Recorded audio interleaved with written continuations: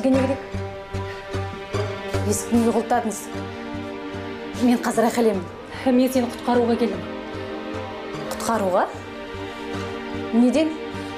Мына тойдан әке шешеңді өлтірген жауызға тұрмысқа шықпауың керек. Сіздің есіңіз дұрыс емес шығар. Шығып кетіңіз, мен қазір айқайлаймын. Тыныш. Мынаны қара.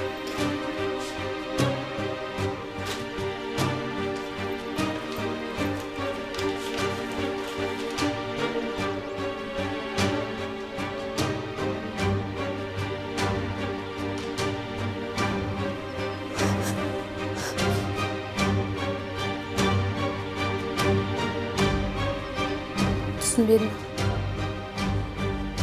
Сіз кімсіз? Есімім Жолпан. Данияр Рысқұловтың жесірімін. Әкемнің жүргізушісінің бе? Иә. Адам өлтірушінің әйелімін дейсіз ғой. Күйеуіңіздің мас күйінде көлікке отырғанын білесіз бе? Ата-анамның өліміне сол кісі кінәлі. Күйеуім мас күйінде көлікте отырған емес. Мен полиция бөлімшесінде талдау нәтижелерінің барлығын өз көзіммен көрдім. Сол күні сіздің күйеуіңіз мас болған. Ол құжаттарды мен де көрдім. Күйеуім еш уақытта мас күйінде көлікке отырған емес. Оның ішімдікке аллергиясы болған. Мұның бәрі өтірік. Бұған бір әдейі қасақана ішкізген. Сіз кімді ақымақ қылып тұрсыз? Бұның барлығы кімге керек? Мұны істеген Әрсен.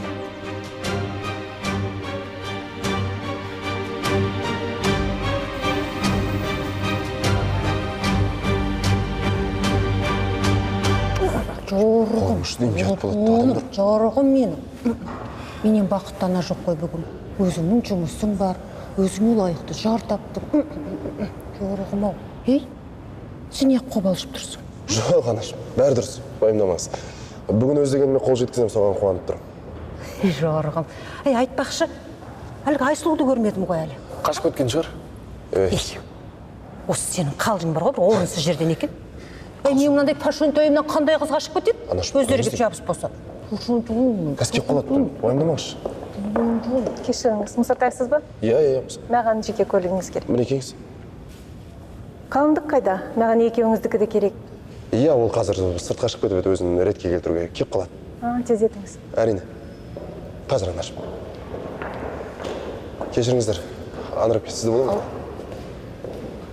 Айсұлу екеумізді қол қойсын деп шақырып жатыр. Ол болса әлі жоқ. Сіз барып шақырып келесіз? Иә, қазір шақырып келемін. Өзің түсінесің ғой, әдемі қалыңдық болғысы беріп айнаның алдында. Иә, әрине түсінемін. Тездесін деп айтасыңыз. Рахмет. Сіз күйеуіңіздің кінәсін мойындағыңыз келмей тұр. Арсеннің оған түк қатысы жоқ. Әкем Арсенді жақсы көретін. Және біздің некемізге өз батасын берген болатын. Мәселе осыда. Әкең қайтыс болардың алдында бір күн бұрын екеуіңнің некелеріңе қарсы екенін айтқан. Сіз не жайлы айтып кеттіңіз? Жол апатынан бір күн бұрын марқұм күйеуім әкеңді казиноға барған. Мүмкін емес. Менің әкем ешқашан казиноға барған емес. Жоқ, ол жерге Арсеннің қарызын төлеуге барған. Түсінбедім. Арсен казино ойнаушы ма еді? Иә. Ол жерге барып қарызын төлеген.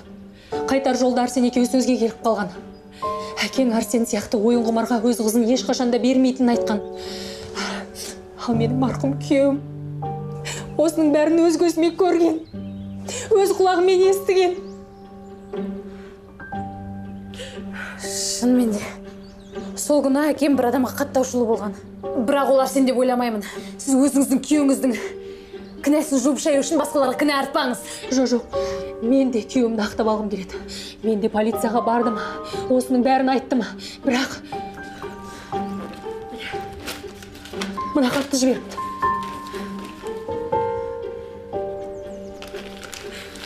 Байғұс қыз-ау. Сенің әкеңнің өлімі тек Арсенге ғана керек екенін түсінбей тұрсың ба? Арсенге сен емес, сенің дүниең, ақшаң керек. Сіз бір болмайтын дүниелерді айтып кеттіңіз. Мен дәл қазір Арсенмен сөйлесуім керек. Жоқ, сөйлеспей-ақ қой. Ешқайда бармай-ақ қой. Оған күйеуге шықпа. Одан да қаш.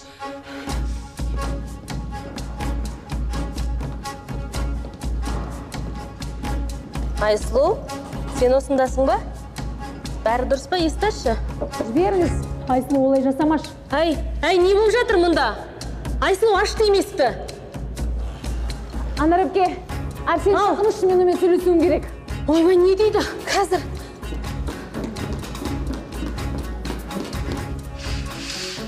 Тыңда мені, өмір сүрім келсе қаш. Қазір ол келген кезде тым кеш болады. Балаларым мен ант етейін. Сенің өміріңе үлкен қауіп төніп тұр.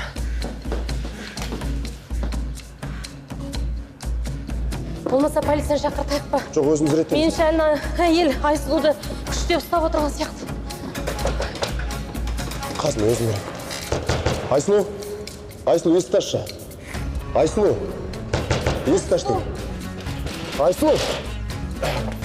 Айсұлу қайда? Оған не дедің? Мен оған бәрін айттым. Тоқта!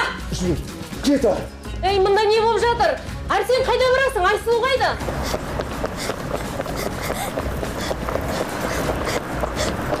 Мына әйел кім? Түсіндіретін адам бар ма? Анар әпке, айқайламаңызшы. Айсұлу! Болды, қуып жетті, ана кісіні тынышталдыр. Айсұлу суреттерді көріп тұрған сияқты. Ана әйел оған бәрін жайып салған. Айсұлуға қуып жетім керек. Ана әйелдің жағдайын кейін шешеміз.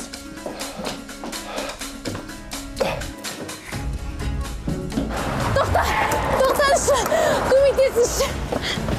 Сен өлең ол жейсің ба? Басып кете жаздадың ба сен? Аға, қазір олар мені қуып жетеді, өтініш. Сен немене күйеу жігіттен қашып кеткеннен соңмысың? Мәңсімнен бәрін алыңыз. Алыңыз. Тек бұл жерден мені алып кетіңізші. Тоқта дейін саған, ей!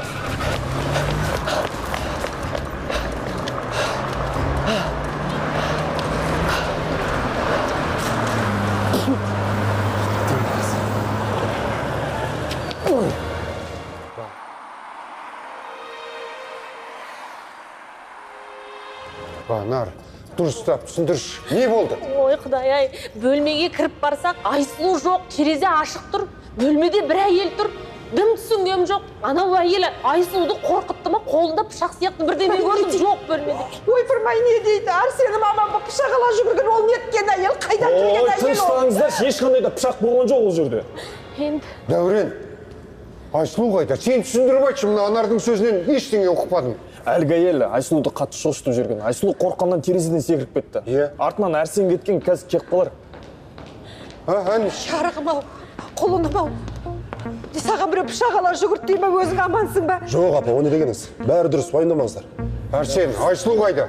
Айсұлу көлік көтеріп кетіп қалды. Мен қуып едім, жеткен жоқ. Қалай? Кіммен? Өзім де түсінген жоқпын. Білмеймін кіммен кеткен. Ана әйел қатты шошытқан болу керек. Мен Айсұлуға қоңырау шалайыншы. Хабарласпай қойыңыз аға. Телефоным менде міне. Жаңа жерден тауып алғам. Мына жағдай түк те ойнап тұрған жоқ маған. Полиция шақырайын. Шақырмаңыздар. Полиция не деп шақырасыздар? Олар келгенде мен не деймін? Қалыңдығым тойдан қашып кетті ме сонда? Ей, масқара, қарабет болдық қой, қарабет, ойбай-ай, ойбай. Сабыр етіңізші. Апа, қойыңызшы, сізді төндіре бермей. Ана әйел жағаласып қоймайды, әйтпесе тоқтататын ем. Енді не істейміз? Сіздер уайымдамай үйге барыңыздар. Бір жаңалық күтіңіздер. Біз Дәурен екеуміз естіріп келейік. Шу шығарудың қажеті жоқ. Таяқтың бір ұшы Айсұлуға тиетінін ұмытпаңыздаршы. Жарайды, үйге барыңыздар. Жүр, сабыр етіңіздерші. Кеттік. Тауып келеміз.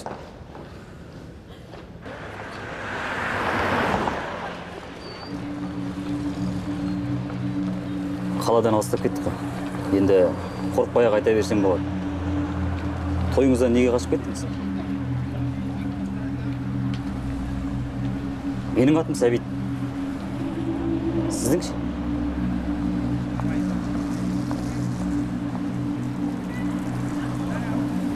Егер сіз маған не болғанын айтпасаңыз, мен сізді жаңа жерге апарып тастаймын. Жоқ, аға. Апармаңызшы. Мен сізге барлығын айтып беремін.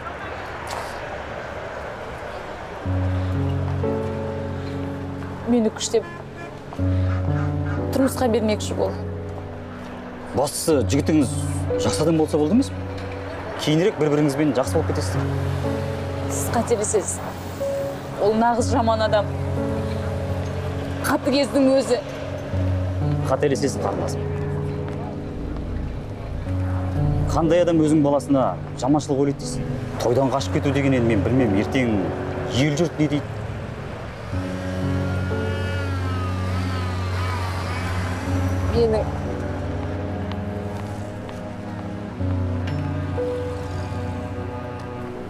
ата-анам жоқ.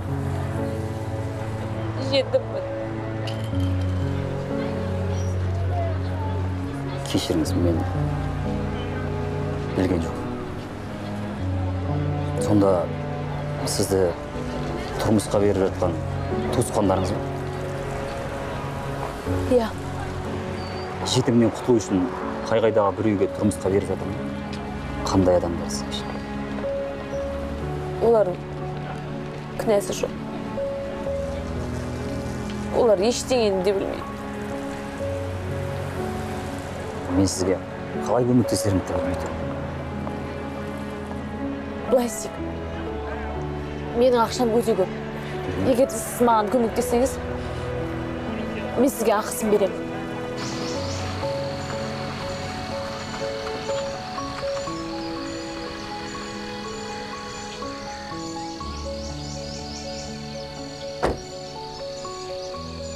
Міне менің саяжайым. Осы жерде уақытша бола тұрсаңыз болады. Бірақ енді шалқып тұрған жағдайым жоқ. Барға қанағат әйтеуір. О не дегеніңіз? Керісінше, сізге рахмет. Қазір мен сізге үйімнің кілті мен қақпаның кілтін берейін.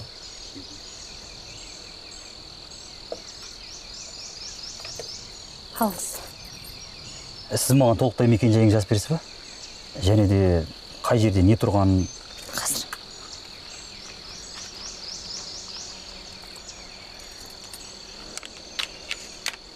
Алыңыз. Мынау менің мекен-жайым. Осы хат міндетті түрде менің үй қызметшіме беріңіз. Оның есімі Мадина. Ол сейфті қалай ашу керектігін біледі. Мына хатта жазылған ақшаны Мадинадан аласыз. Ол кісі мені полицияға ұстап бермей ме? Жоқ, уайымдамаңыз, ең бастысы осы хатты Мадинаға беріңіз. Ол өте жақсы адам. Оған сенуге болады. Ал сіз менің осында екенімді айтып қоймаңыз. Уақыты келгенде мен оған барлығын айтамын. Жарайды. Үйге кіріп жайғасыңыз. Бұл жерге ешкім келмейді. Сізді ешкім көрмейді де. Жақсы, кеттім онда.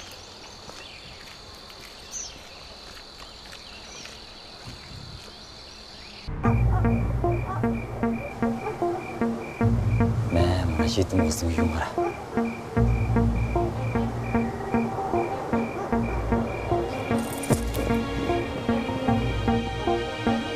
Жігіттер, жіберсеңдерші. Менің еш кінәм жоқ. Мен жай қақпадағы кілтті алып, есіне бермекші болдым. Кілтпен бірге хатты да тауып алдым деп тұрсың ғой. Қандай хат? Мадинаға жазылған хат.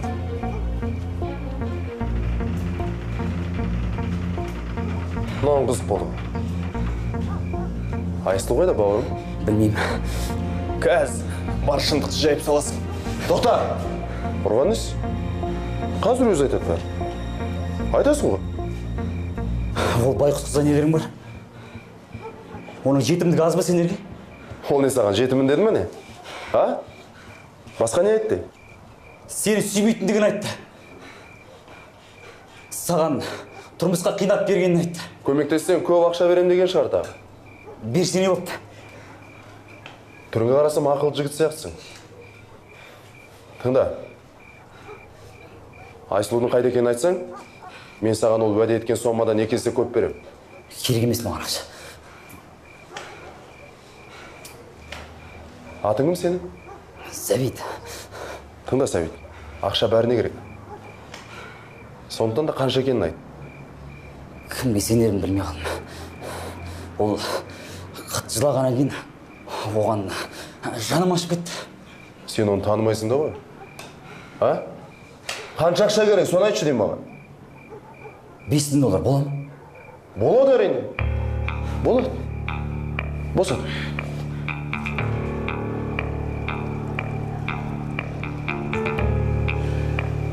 Қайда кетті?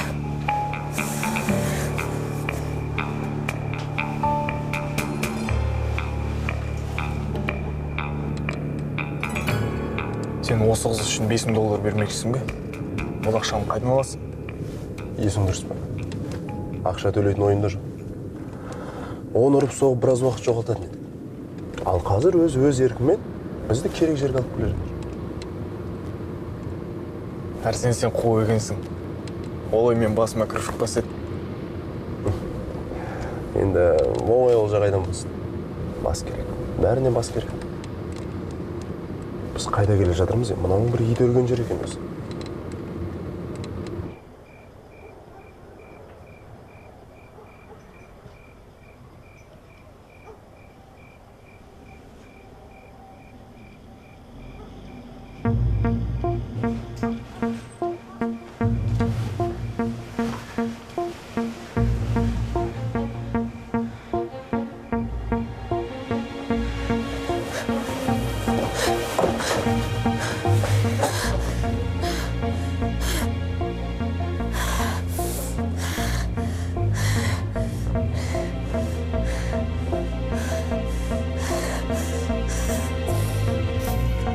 Неге мына жерге тоқтадың?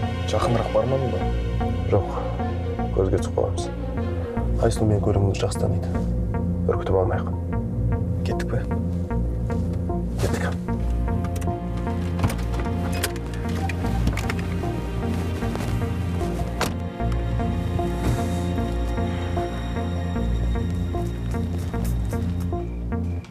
Жаным, қайдасың?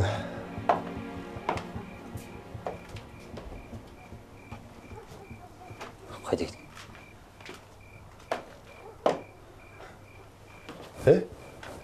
Айсұлу қайда? Білмеймін. Білмейтін несі? Сені менімен ойнағың кеп тұр ма? Айсұлу қайда? Мен оны осы жерге қалдырып кеткем. Қалдырсаң қайда? Білмеймін, рас айтамын. Әрсен! Айсұлу осында. Шай суымаған әлі қайнап тұр. Іздеу керек.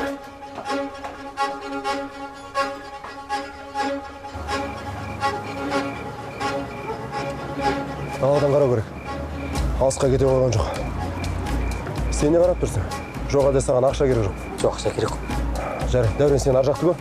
Мен үйдің артын көрейін. Ал сен ана қыз таппасаң екеуміз басқаша сөйлесеміз.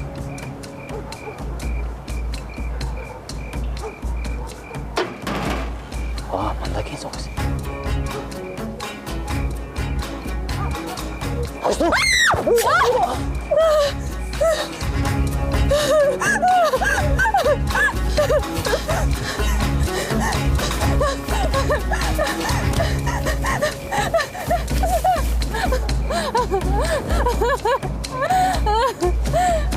Adam öldürüp koydu.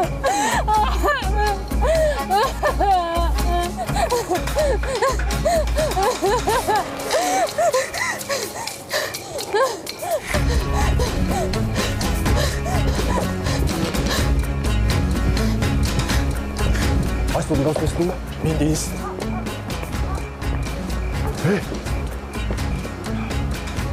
Мынаны Айсұлу пышақтап кетті ғой. Солай сияқты. Бұл жерден тезірек кетуіміз керек. Айсұлуды не істейміз? Айсұлу, не істейсің? Полиция келгенше осы жерде отырмақшысың ба? Кеттік тез-тез. Онсыз да жетісіп жүрген шамыз. Айсұлусыз кетпеймін. Ол осы маңайда. Әрсен, кеттік тез-тез. Айсұлу той көлігімен жүр. Бүгін болмаса ертең табамыз. Кеттік. Жарайды, тоқта. Бол. Кеттік.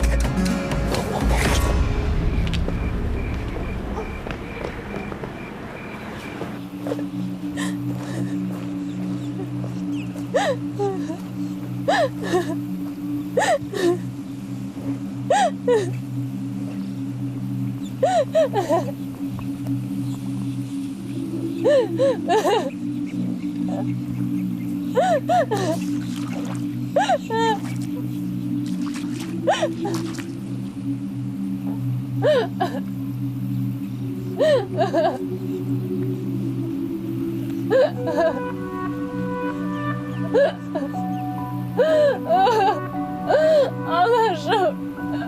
Akişimin. Adamı kırmayın.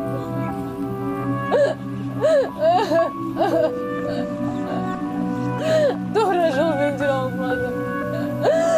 Adamı bir sıra olmadım. Anlardım.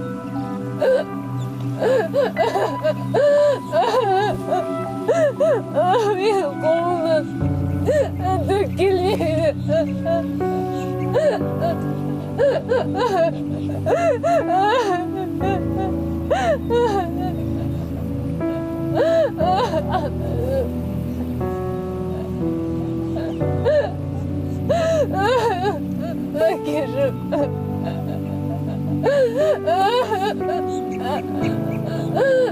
Сіздерді сағындым, неге мен тастап кеттіңдер?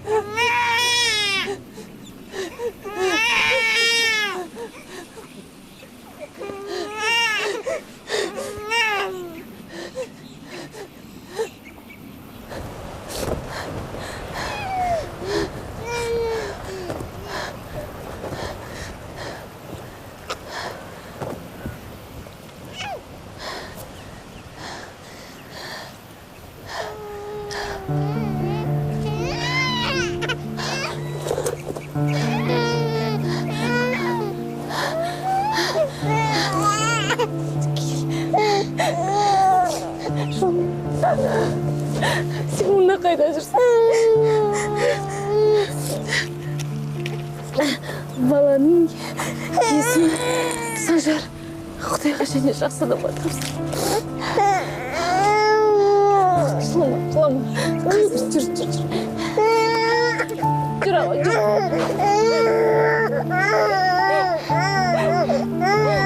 Қазір.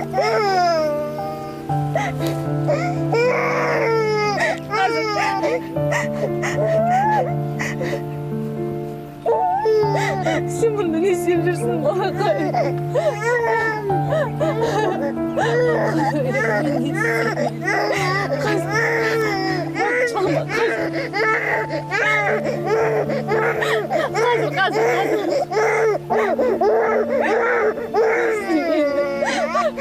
Екеуміздің жағдайымыз мәз емес.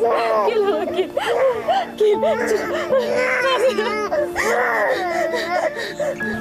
Кеше біз біраз отырыппыз. Қазір үйге барған соң, ана қатын ішкенінің барлығын желкемнен шығаратын шығар.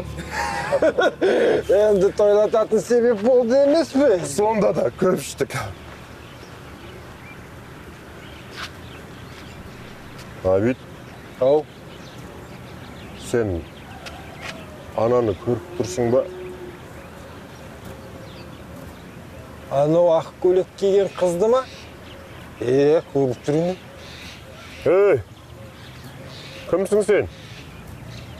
Біздің ауылда не қылып жүрсің? Үстіңе не киіп алғансың? Бұл жерден қалаға қалай бару керек екенін айтып жіберіңіздерші, өтініш. Ана қолыңдағы бала өзіңдікі ма, жоқ әлде ұрлап алдың ба? Участковыйға апарайық. Өзі білер не істейтінін. Жоқ, керек емес. Апармаңыздар. Маған тек қалаға қалай жету керек екенін айтсаңыздар болды. Қазір бұлай. Сосын оңға, сосын солға тіке. Сол жерде. Бірақ автобус 1 сағаттан кейін келеді.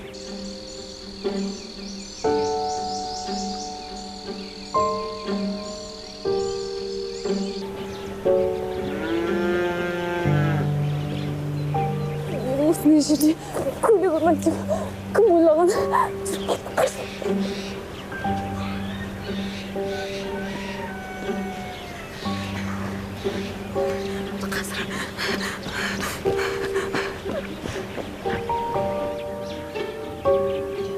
Қалай, Санжар? Жүрісі ма? Енді бұлай елдің көзіне түспеймін. Кел. Сен мұнда жата тұр. Мысық болма.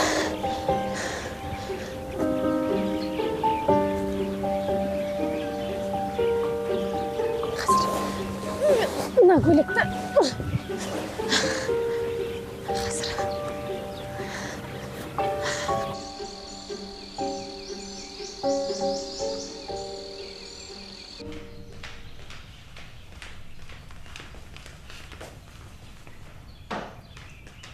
Арсен, қайырлы таң. Қайырлы таң. Айсұлудан хабар бар ма? Әзірге ешқандай хабар жоқ. Бірақ үміт үзбеу керек. Қарныңыз ашты ма? Маған айтпадыңыз ба? Бірдеңе дайындап қояр ем. Осы үйдің қонағысыз ғой. Мен бұл үйдің қонағы емеспін. Тек әзірге заттарымды әкеліп үлгермедім. Жатын бөлмеде менің киімдерім жатыр, соны жуа салшы. Қонақ бөлмеде ме? Жоқ. Мен үлкен бөлмеге орналастым. Мадина, ерте ме кеш пе? Мен бұл үйдің қожайыны болам. Сондықтан үйрене бер. Менің міндетім тамақ пісіріп, кір жуып, үйді тазалау ғана ғой. Соны білгеніңе рахмет.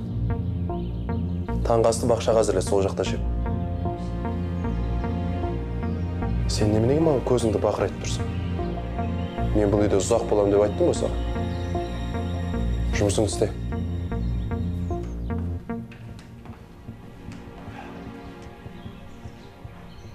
Оны көрерміз әлі. Санжар, екеуміздің қайда бір жатқанымыз білесің ба? Бір өте керемет үйге бара жатырмыз. Ол менің әжемнің үйі. Анам да сонда туып өскен.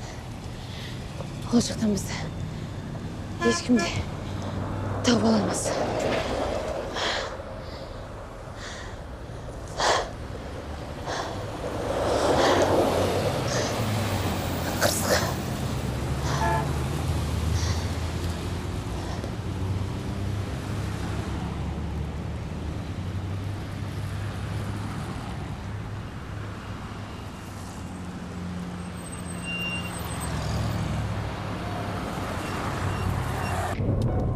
Қызым автобусқа келіп қалдың ба?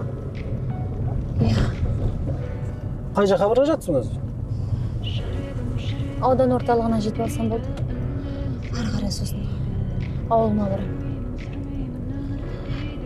Аға, сіз ренжімеңізші. Менің сізге беретін көк тиыным жоқ. Әмиянды ұрлатып алдым. Оның үстіне ысырған бар. Ей, қой, қызым, керек емес. Саған ақшаңды керек емес. Менің өзім де сол жаққа бара жатырмын. Рахмет, аға.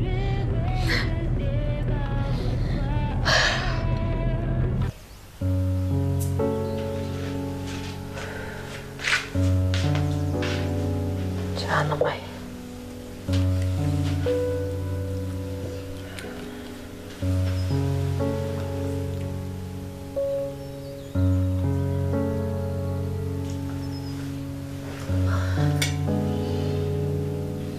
Түнімен көзіме шықтым.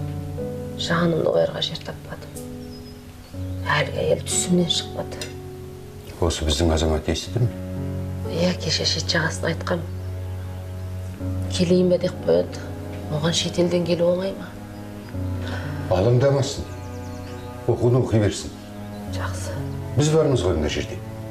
Кеше өзімді сүйдегем әкеңнен ақылдастым. Әлгі Айсудың қашып кеткеніне ана ел кінәлі деп ойлаймын. Әрсенде жанын қоярға жер таппай жүр. Байғұс бала Айсұлымызды қатты жақсы көретін көрініп тұр. Әй, білмеймін. Осы оқиғаның түйіспейтін жерлері көп. Соны түсінгім келеді. Ана Әрсеннің байғұсқа ұқсап тұрған шамалы. Ой, Қайраке, сен оны әу бастан жақтырмайтынсың. Марқұм бауырың досын бірнеше рет айтып ескертіп кетіп еді ғой. Есіңде ме? Сен осы Әрсенді қорғаштай бергенді қойшы айналайын. Тәп-тәуір бала ғой. Мені басқа нәрсе алаңдады. Не нәрсе? Егер Айсұлу жігітінен қашып кетсе, үйге неге оралмады? Менен келіп неге көмек сұрамайды? Білмеймін, сен қалай ойлайсың? Мені көрдің бе? Осы сұрақтарға менде де жауап жоқ. Жарайды, мен кеңсеге барайын.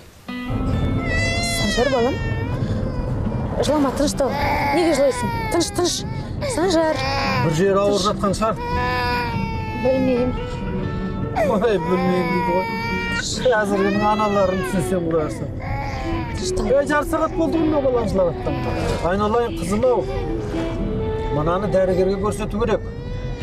Иә, дұрыс айтасыз аға. дәрігерге көрсетуім керек сияқты. Жақын маңда аурухана бар ма? Ой, иә бар. Вот тура жолда. Қазір мен сендерді сол жаққа тастап кетейін. Сәлеметсіз бе? Сәлемес. Дәрігер шақырасыз ба? Балам ауырып не істерімді білмей тұрмын. Я мына жерге жатқызып шешіндіре беріңіз. Мен қазір дәрігерді шақырамын.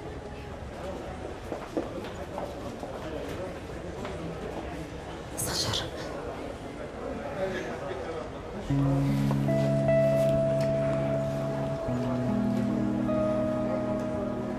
Мен кешірші.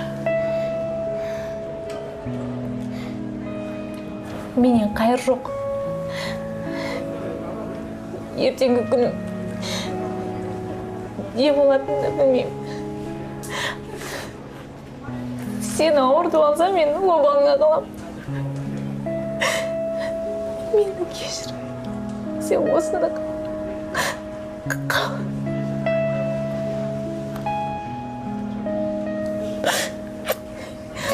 Кешір.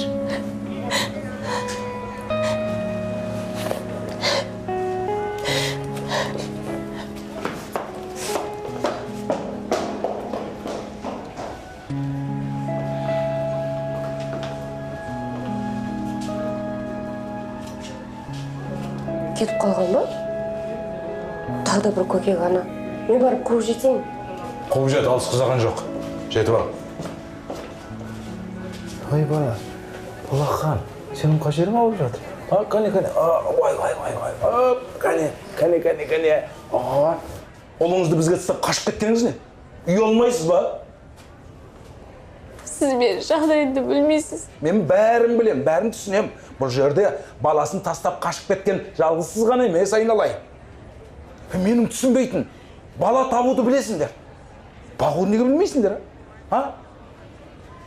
үй алуды білесіңдер. Обалдың екенін білмейсіңдер, Көрдіңіз бе? Мен сіз туралы бәрін біл. Ештеңе де білмейсіз. Баланың осында қалған дұрыс болады. Мені түсініңізші.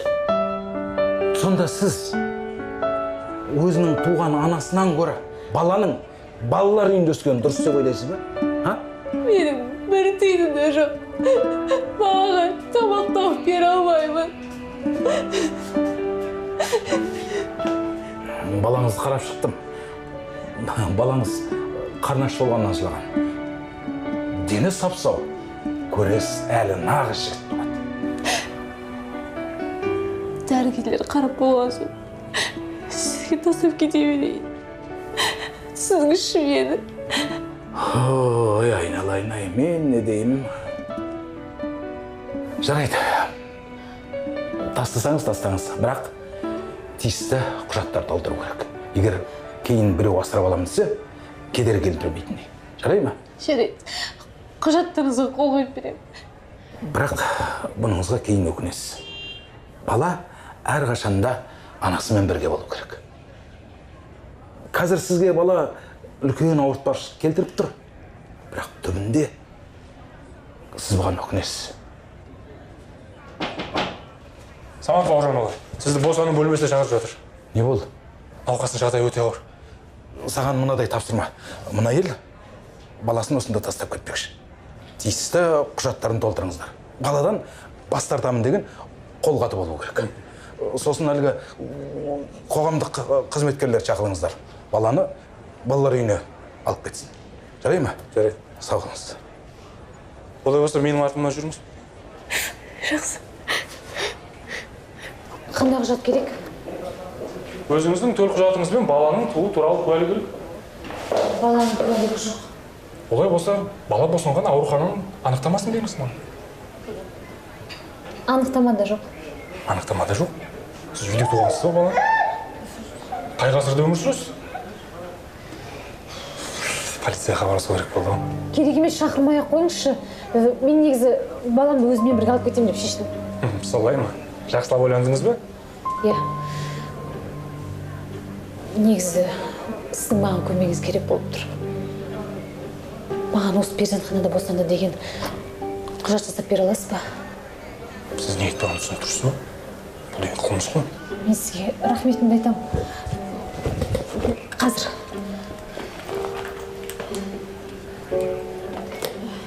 Міне.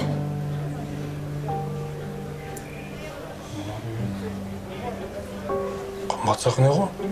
Қайдан алдыңыз? Өткен өмірімнен қалған естелік. Сіз маған көмектесіз ғой. Жарайды. Көмектесейін. Бірақ жүзік үшін емес. Балаңыз анасының қасында болу үшін. Онда біз бедейік. Сіз маған төлқұжатыңызды беріңіз. Беріңіз, келістік қой.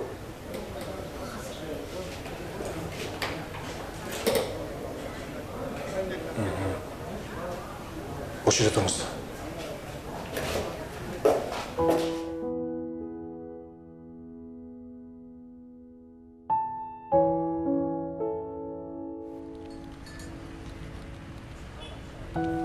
Асылмар, келгеніңіз жақсы болды.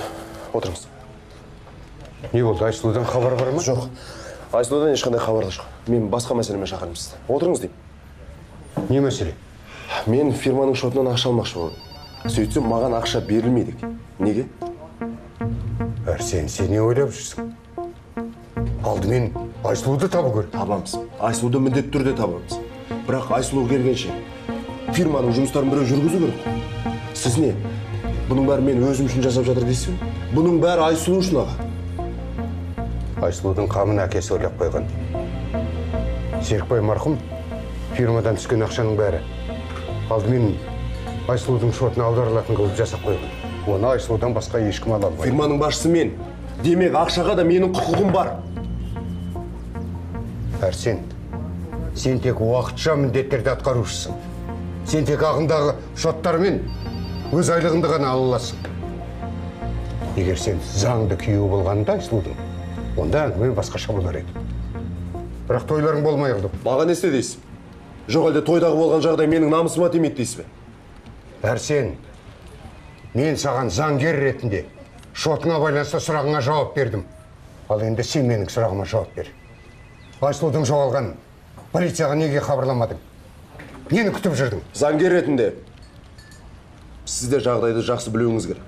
Адам жоғалғаннан кейін 3 күннен кейін барып хабарлай аламыз. Оған дейін амал жоқ, күтуіміз керек.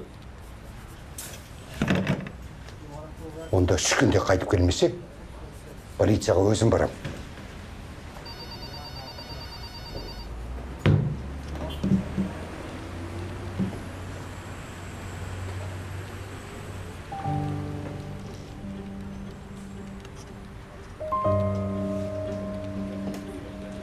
Алло. Иә, Дәурен. Шоттағы ақшаны Айсұлудың өзі ғана алады екен. Иә. Марқұм әкесі солай жасап кетті. Қысқасы, маған Айсұлу тезірек табу керек. Сенің адамдарың бар ма, жоқ па? Иә, қазір тоқта. Қазір. Иә, айта бер. Бұл жерде сіздің төлқұжатыңызбен баланың осы перзентханада туылды деген куәлік. Өткен күнмен жазып бердім. Рахмет. Сізге енді қарыз емеспін ғой. Осы рахметіңізді жете. Баратын үйіңіз бар ма? Иә. Бұл жерден шамалы алысырақ. 150 шақырымдық жер. Ақшаны алыңыз. Рахмет. Санжар екеумізге жасаған жақсылықтарыңызды ешқашан ұмытпаймын. Одан да ұмытуға тырысыңыз. Сіз мені, мен сізді танымаймын. Барған жеріңізге жеткеннен кейін осы жерге оралушы болмаңыз. Қазір балам, қазір.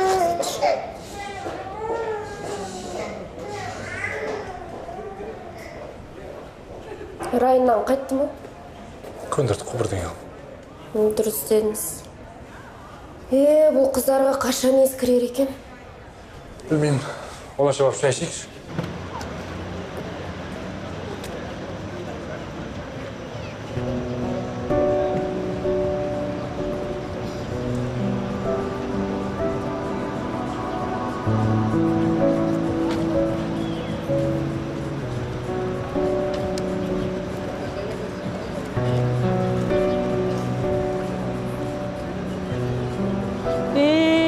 Қандай сүп-сүкімді баламыз, өзіңнен айнымайды екен.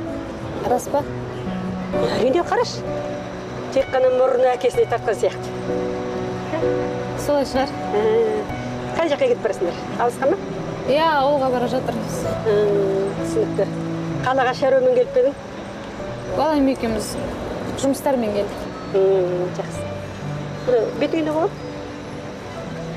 Жаңа жолда шаң шығып қалған ғой, апа. Жа. Біздің автобус жүргелі жатыр. Мен барайын. Жарайды жаным, бара ғой. Жолың болсын. Алла-ай. Кішкентай баламен жүруде оңай емес. Талай адамды іздеумен айналысқам. Бірақ тойынан қашып кеткен қалыңдықты бірінші рет көріп тұрмын.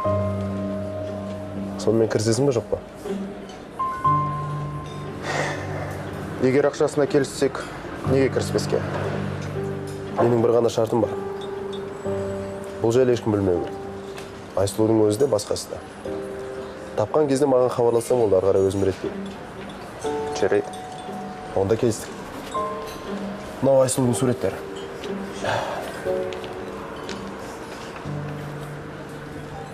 Әдемі қыз екен. Бір-екі күнде қалыңдың қасында болады деп ойлаймын. Мынау келіскен ақшаның жартысы. Жететін шығар.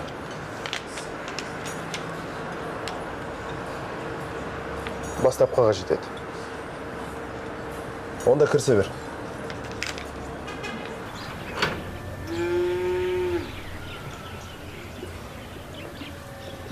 Мінеке Санжар, үйімізге де жеттік. Білесің ба? Әжем қайтыс болғалы. Бұл үйде ешкім тұрған жоқ. Енді екеуміз бұл үйде тұрамыз, е? Жүр ғой.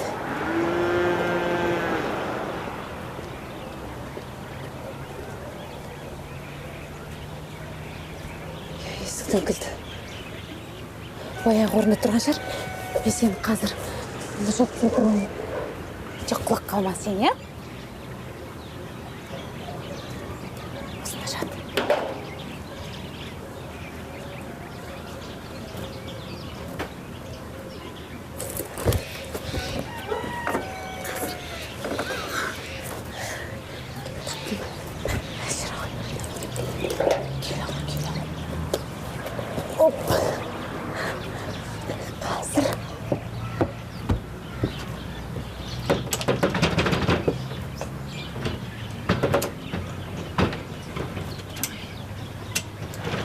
Тоқта!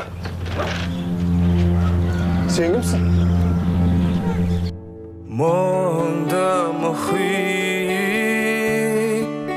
арпалыс пен сынаққа толы, бұл өмірдің қиын жолы, мұхитты мұңға толтырды. Бітпестей бұл өмір сынағы, жауқазынды сынады.